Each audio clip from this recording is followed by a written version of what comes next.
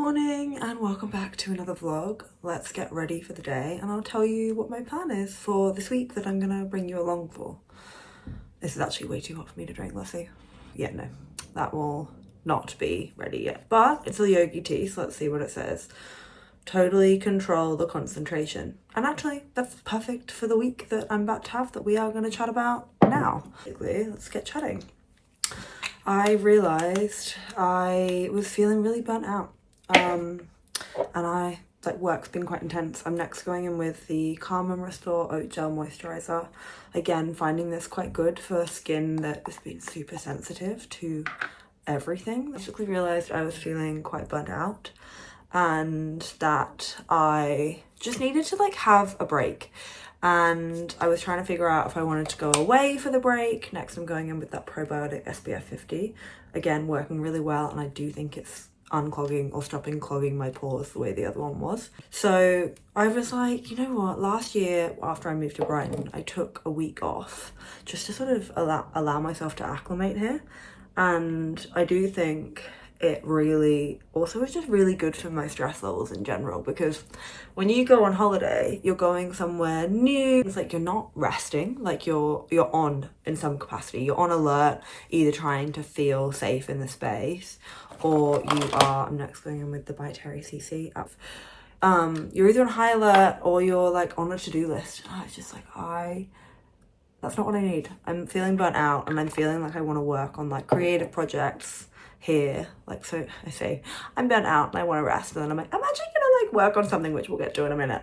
So you know, I will rest every day and I'm making time to rest every day, but there's something I want to work on, and I think it's important to cultivate time in your life whenever you can for creative projects, if you have that time and space, you know, in your week. And I do, but I kind of use that for this vlog and my Substack. So if there's anything else I want to do beyond that, I kind of need to find and make the time.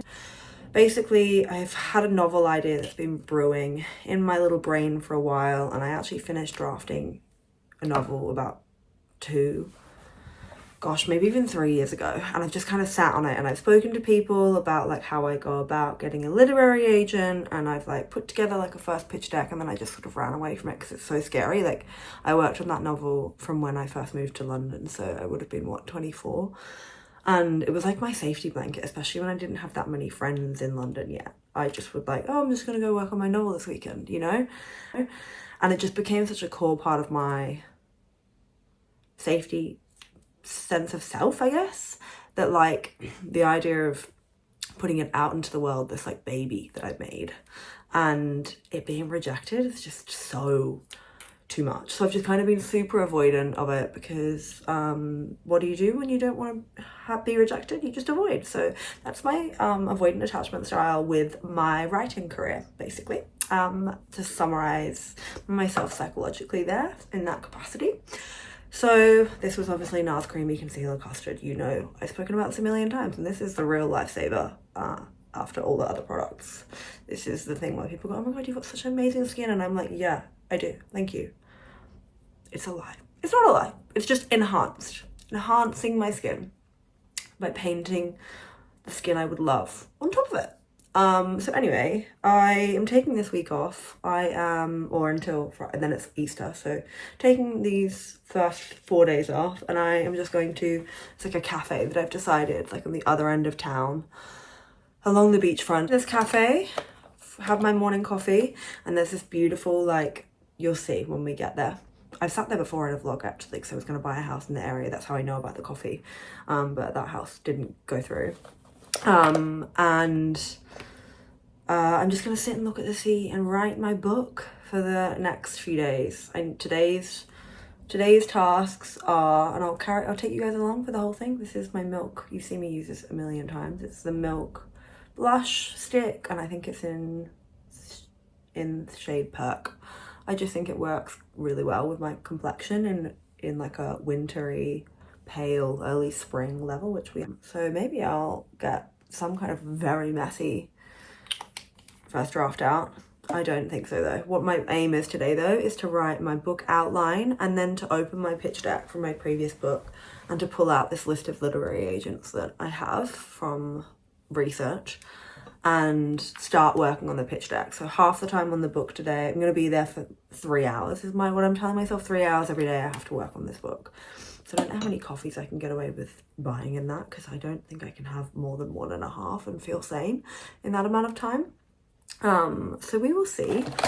But yeah, I'm going to work on my book outline today, like take the idea that is like currently a chaos note in my phone and like try and write the plot outline. I don't know if any of you have ever tried to write a book before, but everyone has their own ways. I found that, like, luckily I have obviously written a first draft of a novel before, and I've given it a go 2 more times before that and stopped at like 15,000 words because I just got bored or just decided I didn't want to work on that project anymore, which happens.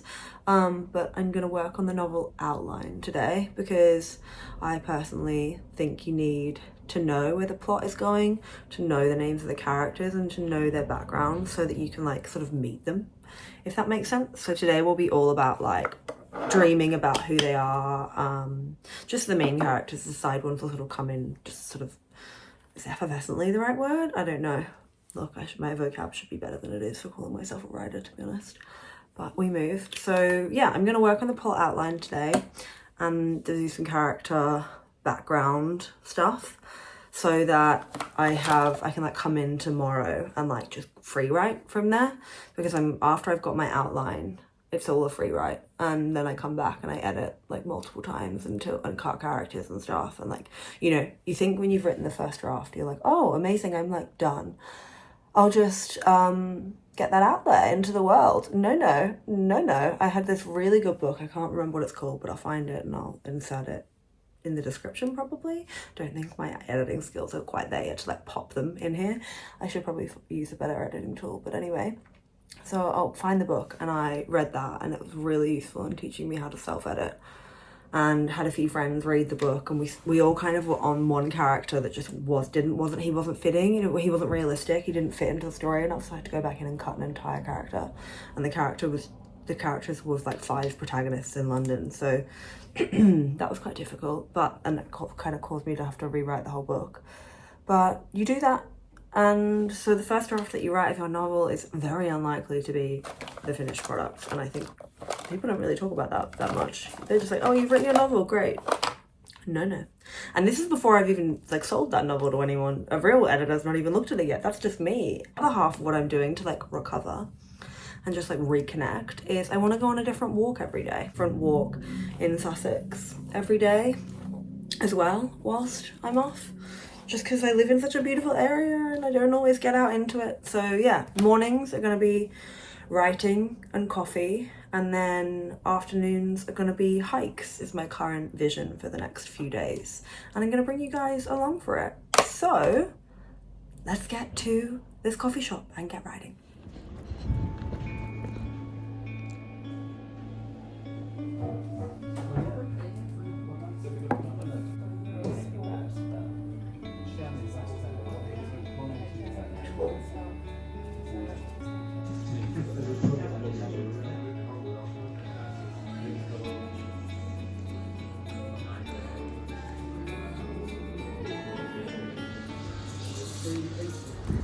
I am doing the undercliff walk as walk number 1 because I'm still feeling a little under the weather and I don't think I'm in the mood to do a big walk today. And I wrote for exactly 3 hours, like on the dot, start to finish, and the plot outline's done. The first draft of a literary agent pitch email's done. So feeling good about day number 1. And now I will take you along the walk.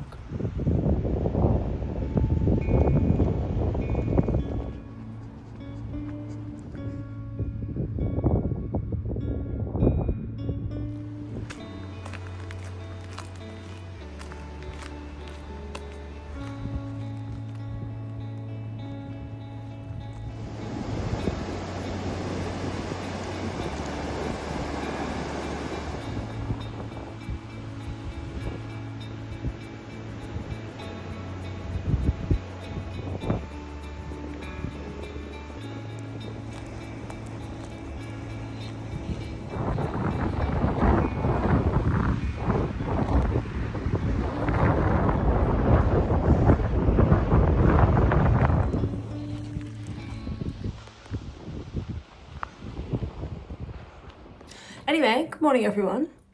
So I'm getting ready for day 2 of my staycation riders retreat. I'm gonna go, I think, to the same cafe this morning. It's like the edge of Kemptown by the marina. It's called Temple. I think I showed you it yesterday. It's just like very seaside-y, like you have a direct view of the ocean, and they let you use laptops in there, and the coffee's pretty good and the staff are really friendly and like the vibes be high. So I'm gonna go there.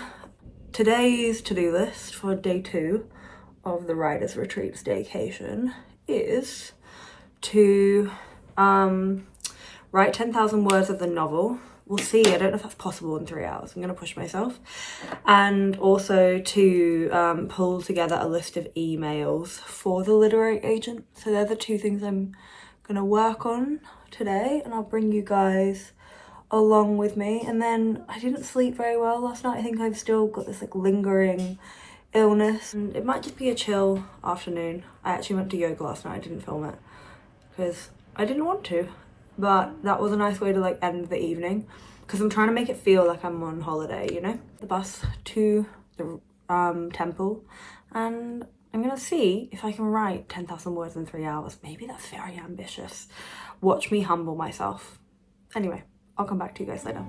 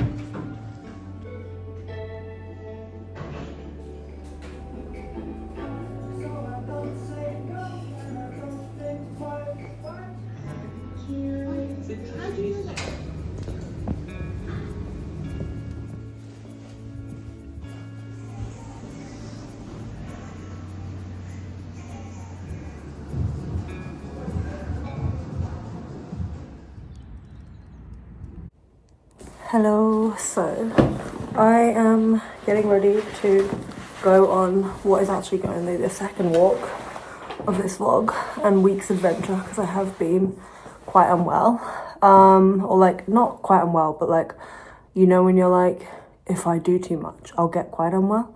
So I've just been riding in the mornings and then chilling in the afternoons. I had a massage yesterday. I went to restorative yoga the day before. So it's been great. I found that in 3 hours I could write 5,000 words, which actually upon Googling it is quite productive. And 3 hours seems to be the max that I can write for, like solidly, besides toilet and getting coffee, before my wrist starts to hurt. And I don't want my wrist to hurt anymore. So I've written the plot outline, and I've written like, I think just over 13,000 words, so about 15,000 words in total in 3 days, which is good. So today, there's a really cute cafe in Lewes called Taith. So I'm really hoping that I can write there. I can't find anything about it online, and it would be very Lewes for them to have a no laptop policy, except I feel like they should ask if you're working on a novel or if you're like, I don't know, working some tech job, because I feel like the people working on their novels should be allowed to sit there with their laptops. Personally, I think that is Lewes. I think that is whimsy, but we will see. So either way, I want to go and have a coffee there because it looks so pretty, and I've had it in my like saved file for so long. So we're gonna go there, and then I will write for 3 hours and then go on a walk in Lewes. That's why I've got the backpack on. So come with me for the 4th and I think final day of the riders retreat before my bestie Taylor gets here tomorrow.